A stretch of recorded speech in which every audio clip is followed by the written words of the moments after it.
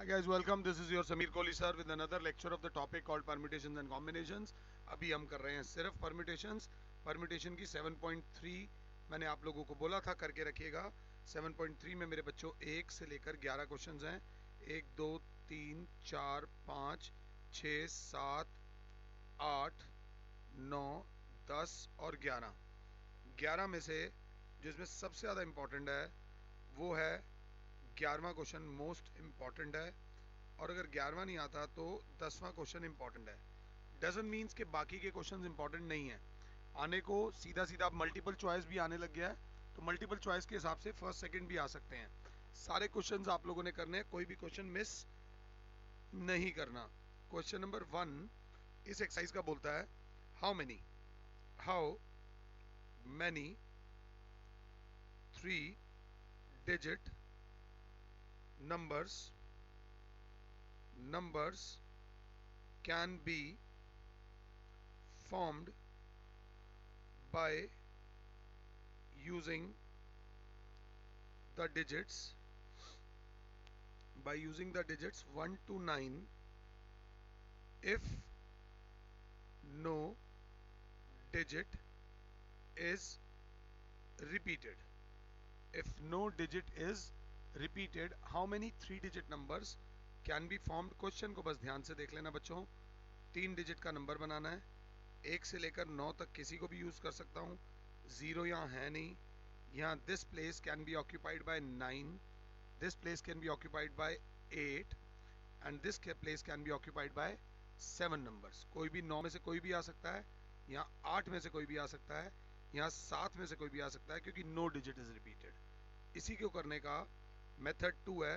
Since 9 numbers can occupy 3 spaces with no repetition, hence the total number of ways बोल दूं या permutations बोल दूं will be given by NPR, मतलब 9P3.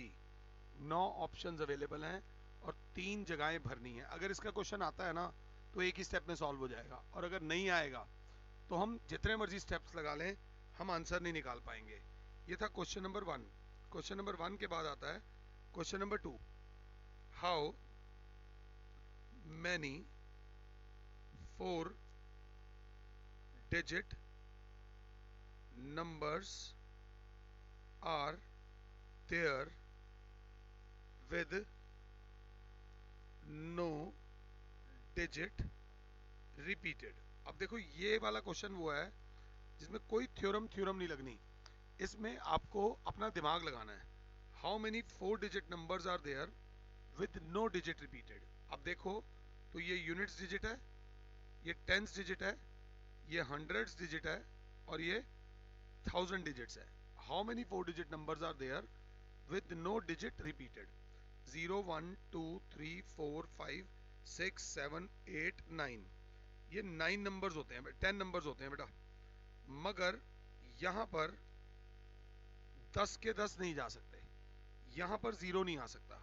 So this place can be occupied by 9 numbers only, as thousands place cannot have a 0 to make it a 4 digit number. ये please आराम से समझना, हमारे पास टाइम है. 1000 डिजिट की बात हो रही है तो इनमें से कोई भी आ सकता है, और हमें ये भी ध्यान में है कि नो डिजिट रिपीटेड. अब अगले के लिए 0 1 2 3 4 5 6 7 8 9, इनमें से एनी 9 डिजिट कैन कम. अब प्लीज बात को समझना. यहां पर 9 इसलिए आ रही थी क्योंकि 0 नहीं लिया जा सकता था. यहां पर 9 इसलिए आ रही हैं क्योंकि एक स्पेस भर चुकी है, तो इनमें से कोई एक नंबर यूज हो चुका है. तो यहां पर नंबर्स कितने आ सकते हैं? 9. यहां पर 9 क्यों आ सकते थे? क्योंकि 0 नहीं आ सकता था. यहाँ पर टोटल 10 में से एक यूज हो गया, इसलिए 9 आ सकते हैं, इसलिए 8 आ सकते हैं, और यहाँ कितने आएंगे 7। इस स्पेस में एक कम होकर 8 आ जाएंगे, इस स्पेस में एक और कम करके 7 आ जाएंगे। तो आपका जो फाइनल आंसर होगा वो होगा 9 इंटू 9 इंटू 8 इंटू 7। और इसको पूरी तरह सॉल्व कर लेना। मल्टीप्लाई वाला पार्ट मैं आपके ऊपर छोड़ रहा हूँ, तो थोड़ा सा ध्यान देते हुए चलना। ये था question number 2, but question, her question को ध्यान से समझना। इसी में हल्का फुल्का चेंज अगर टीचर डाल दें तो क्वेश्चन घूमकर आ सकता है। अगला क्वेश्चन नंबर 3 देखना, सरकार बदल सकती है इसमें। हाउ मैनी 3 डिजिट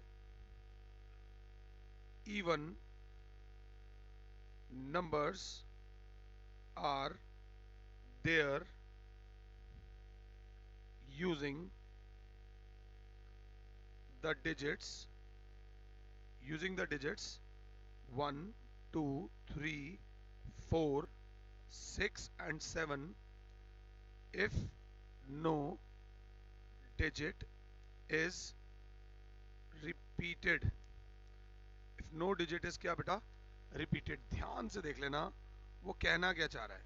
1 2 3 4 5 6, ये टोटल नंबर जो है हमारे पास 6 नंबर्स हैं, और इनको यूज करके how many 3 digit even numbers, हमें बनाने हैं 3 डिजिट इवन नंबर्स। हमारी एक टेंशन सॉल्व हो गई कि जीरो है ही नहीं, जीरो है ही नहीं, जीरो नहीं है तो हम बिल्कुल रिलैक्स हुए।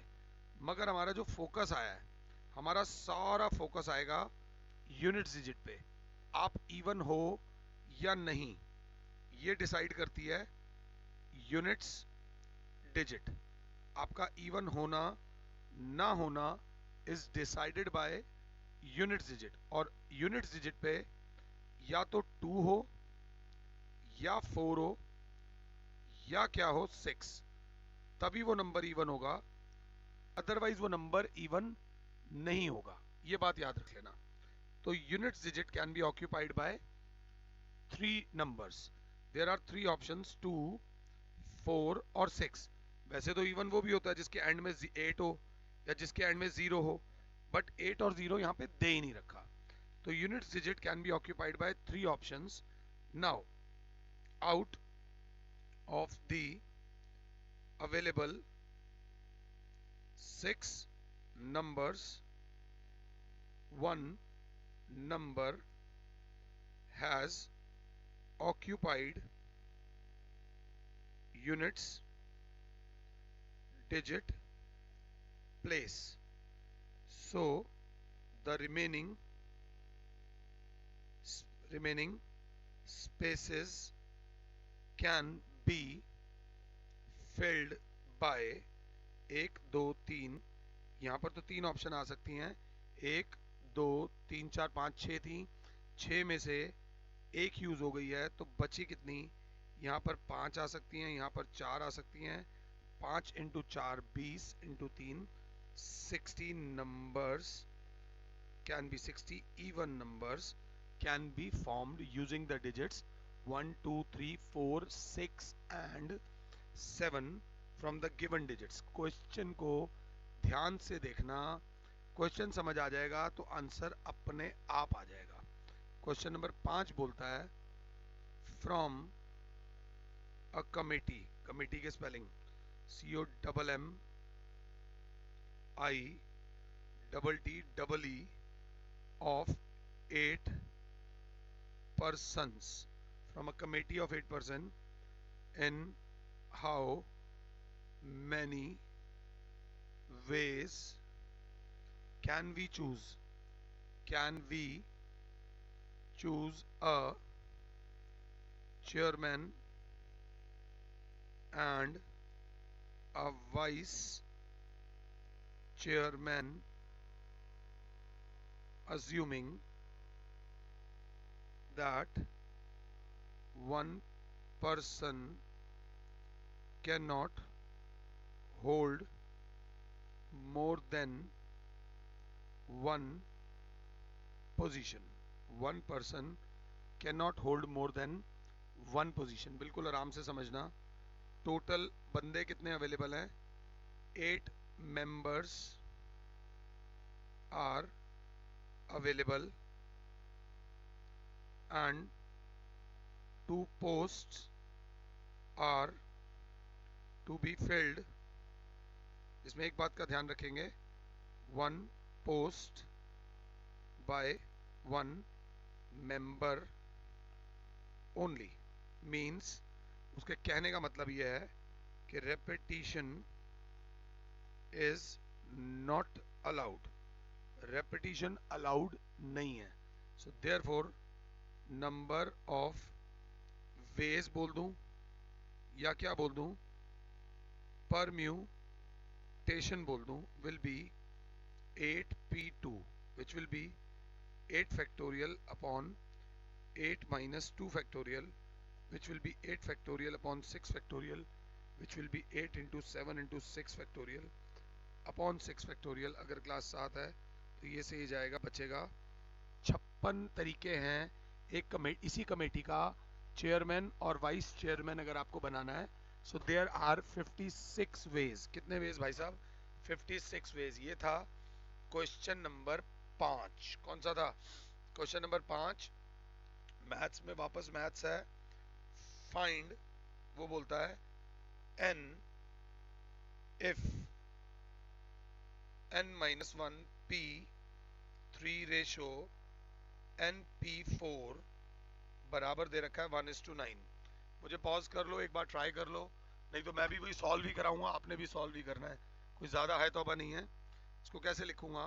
n minus 1 factorial upon n minus 1 और नीचे 3 है -3 factorial whole divided by n factorial upon n minus 4 factorial बराबर 1:9 मतलब 1/9. ध्यान से देखो, अगर स्टेप बचाना है n minus 1 -3 होता है n minus 4 फैक्टोरियल. यहाँ पे भी दे रखा है n minus 4 फैक्टोरियल. तो टाइम नहीं वेस्ट करते, ये से ये को बाय बाय कर देते हैं. बचेगा क्या? n minus 1 फैक्टोरियल अपॉन बचा है n फैक्टोरियल, जिसको लिख दूंगा n into n minus 1 factorial बराबर 1/9. पहली बार अगर आपको लगे कोई और मेथड से कर रहे हो तो कोई दिक्कत नहीं, जिससे आपको ठीक लगे उससे करो.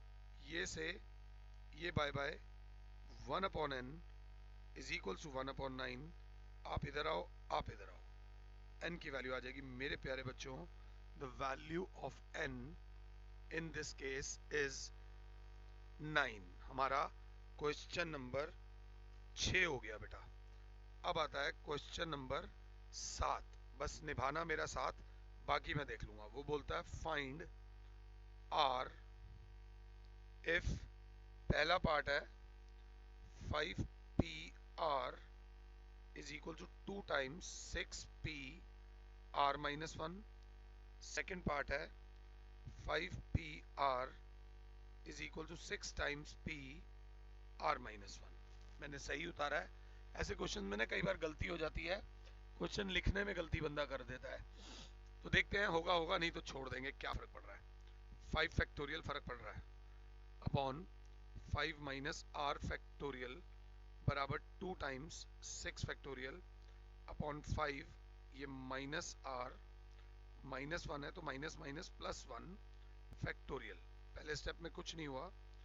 5 factorial upon 5 minus r factorial is equal to 2 into 6 factorial को टूटना पड़ेगा, 6 इंटू 5 फैक्टोरियल अपॉन 5 प्लस 1 होता है 6 माइनस r फैक्टोरियल.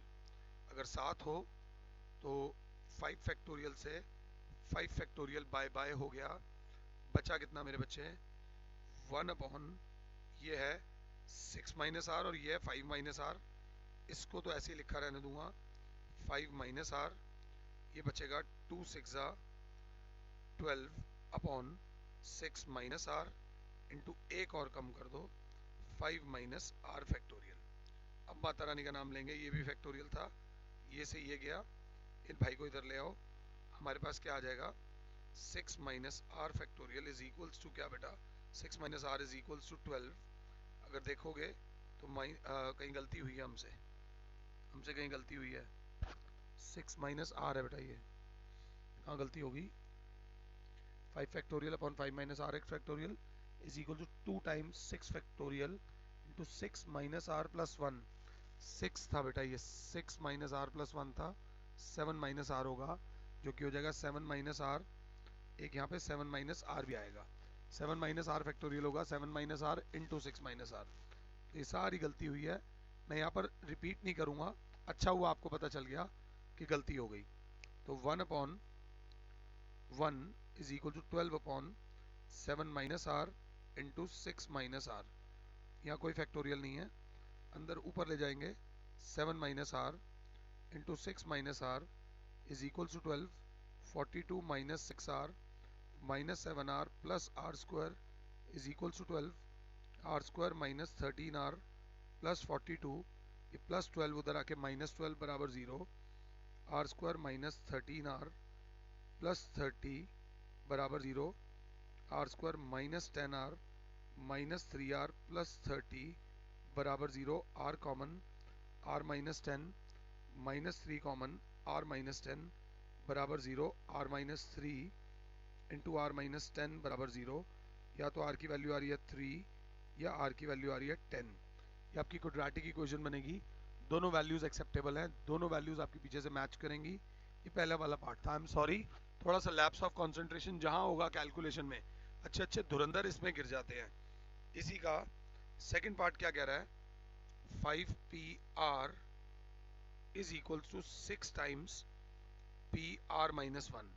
सेवंथ का सेकंड पार्ट है, ध्यान से देखो तो 5 factorial upon 5 minus R factorial बराबर होगा 6 फैक्टोरियल अपॉन 6 माइनस आर प्लस 1 फैक्टोरियल। अब वो गलती नहीं करनी जो पहले करी थी, 5 factorial upon 5 minus R factorial is equal to 6 into 5 factorial upon, ये 7 माइनस आर है तो 7 minus R into 6 minus R into 5 minus R factorial. ये से ये कैंसिल, ये से ये कैंसिल, उधर ले जाऊंगा 7 minus R into 6 minus R बराबर 6, देखूंगा दोबारा 42 minus 6 R minus 7 R plus R square बराबर 6, R square minus 13 R plus 42 minus 6 is equal to 0, R square minus 13 R plus 36 is equal to 0, फिर मिडिल टर्म स्प्लिटिंग होगी, R square minus 9 R minus 4 R minus plus 36 is equal to 0, R common, R minus 9 minus 4 common, R minus 9 बराबर 0, R minus 9 R minus 4 बराबर 0, are की value तो 9 आएगी या are की value 4 आएगी, दोनों वैल्यूज एक्सेप्टेबल है, दोनों में से कोई भी वैल्यू आ सकती है। अभी ये लेक्चर चलते हुए टोटल 18-19 मिनट हुए हैं और हमारा क्वेश्चन नंबर 1 से लेकर 7 तक हो गया है, मगर इस एक्सरसाइज के जो मेन क्वेश्चन है, जो कोर क्वेश्चन है, वो है क्वेश्चन नंबर 8, 9, 10, सॉरी 8, 9, 10 और 11। तो इन द नेक्स्ट लेक्चर मैं आप लोगों के साथ डिस्कस करूंगा क्वेश्चन नंबर 8, 9, 10 और 11। फिलहाल के लिए और Sameer sir is saying you goodbye, God bless all, जय माता दी।